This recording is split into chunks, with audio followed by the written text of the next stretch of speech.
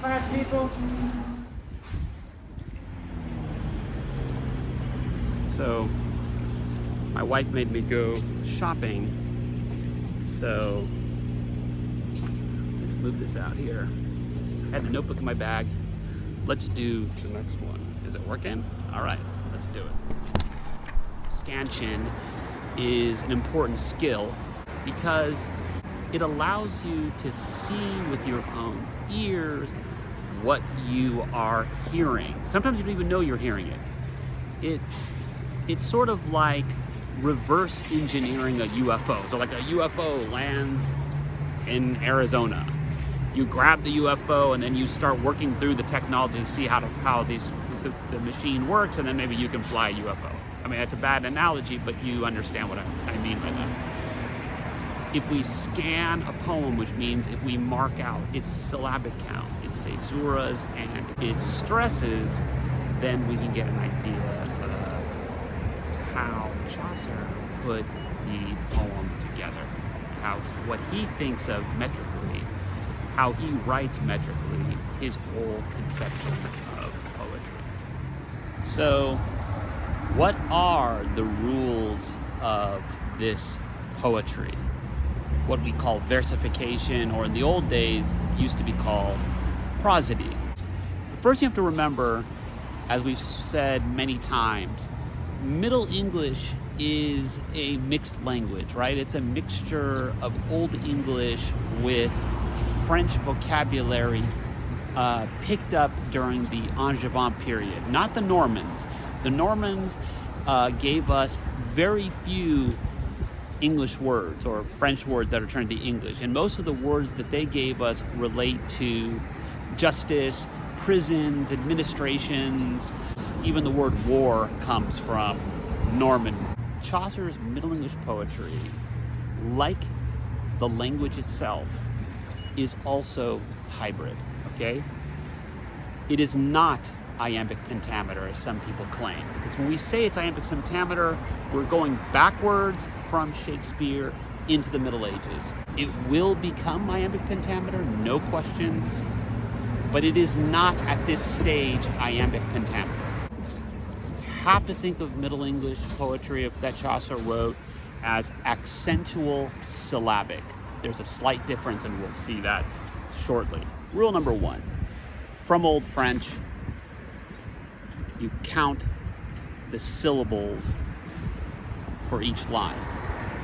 Each line is what we call isosyllabic. That means the same number of syllables.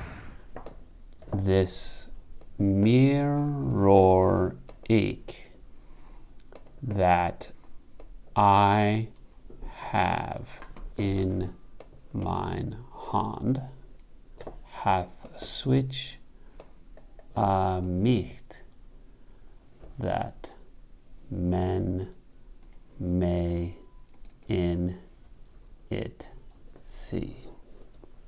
Those are 2 decasyllabic lines. Rule number 2, the line is split in 2 by a caesura.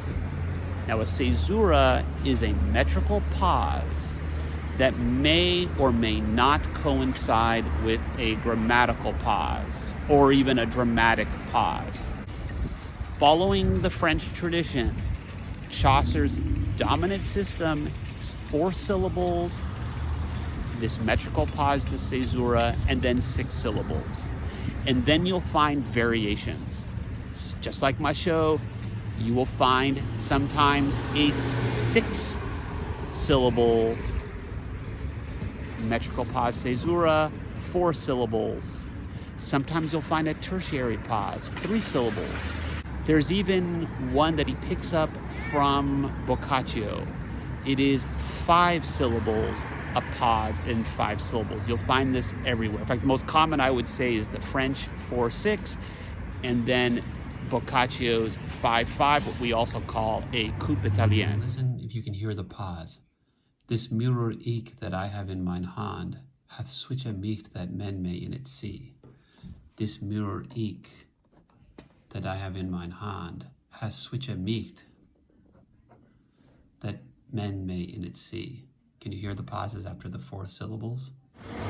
Rule number 3. This comes from Old English. Old English does have a caesura, but it's not as variable in the same way you think of the French one. He's definitely using the French caesura. So number 3, from Old English, an accentual rhythm, okay? It's a rhythm based on the strength or weakness of a syllable grouping relative to each other. That means the line is organized around stress or accent. Middle English, and what will be codified by the time you get to the 16th century in iambic pentameter, is a dominant iambic rhythm. Weak, strong, weak, strong, weak, strong.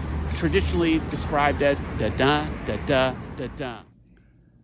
This mirror ache, because you always want a strong at the end of a caesura, usually, that I have in mine hand.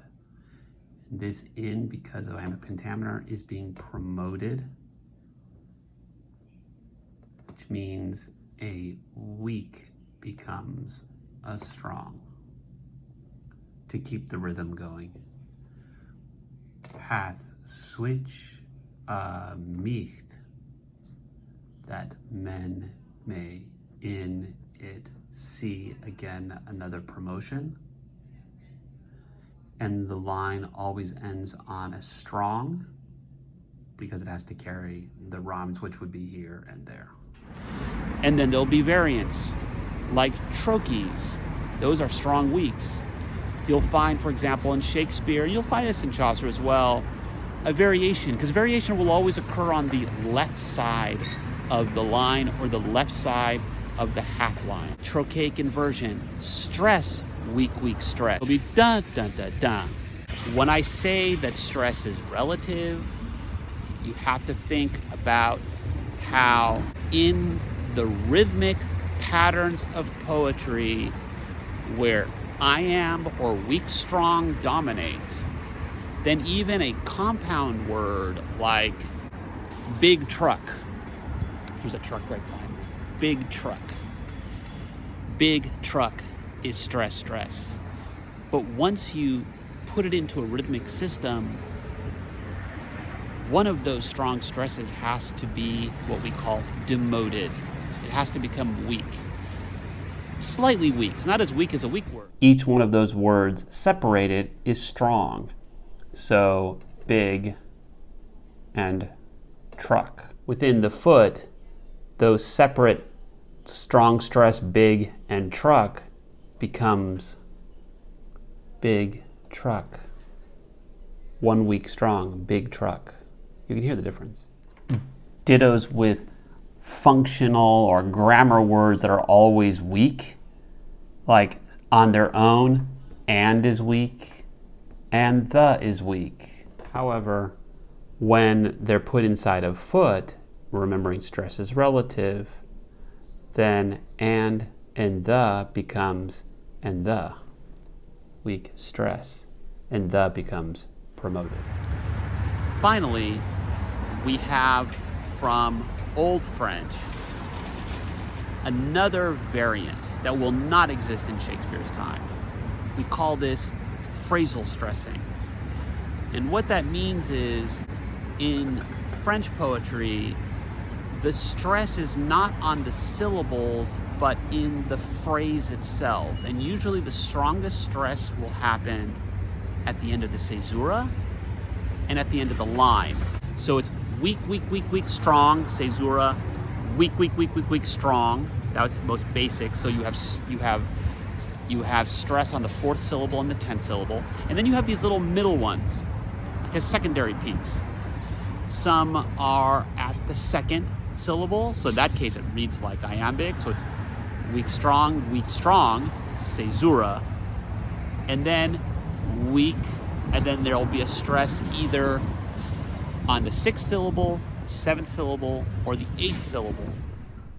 In this case, you're not promoting or demoting syllables based on a relationship of pairs, the foot, you're allowing for Chaucer's light verse, all of the weeks remaining weak. This mirror eke, that's almost like iambic, that I have in mine hand, we're allowing for the lightness of the functional words. Hath switch nicht, again a string of function words, that men may in it see. So let me read it. This mirror eke, that I have in mine hand, hath switch nicht, that men may in it see. Doesn't that sound completely different? So you look at the poem and it can be read either of two ways. Now this is going to be a variant, and it may explain why some scholars have noted that Chaucer's line is light. And what they mean by light is it doesn't have 5 stresses that are usually a characteristic of iambic pentameter, because each iamb has to be weak strong, not counting demotions and promotions. But in Chaucer, sometimes you'll find lines with only 3 stresses. And we'll see that sometimes the promoting that we associate with iambic pentameter diminishes the sound effects that Chaucer is after. And that lightness of sound may in fact be the French influence in Chaucer's poetry as well. But this influence will not exist in Shakespeare's period at all. I'm not going to force you to take a position, since this is a controversial argument. I think that phrasal stress does exist. I think that it's quite logical that Chaucer, being a great reader of French poetry, would imitate the sound effects of French poetry like his contemporaries would. I think it takes too much to push Chaucer into Shakespeare's orbit. So that's how we scan the Squire's tale. Let's read it again one more time. First off, at Shakespeare. This mirror eke that I have in mine hand hath switch nicht, that men may in it see. And now let's read it as I think Chaucer wrote it, with the French phrasal stress you find in Machaut. This mirror eke that I have in mine hand hath switch nicht, that men may in it see. With that, I hope you now hear Chaucer in a different way when you read him. Next episode, we're going to look at the Franklin's Tale. Alright guys, don't forget to like and subscribe and ring that notification bell.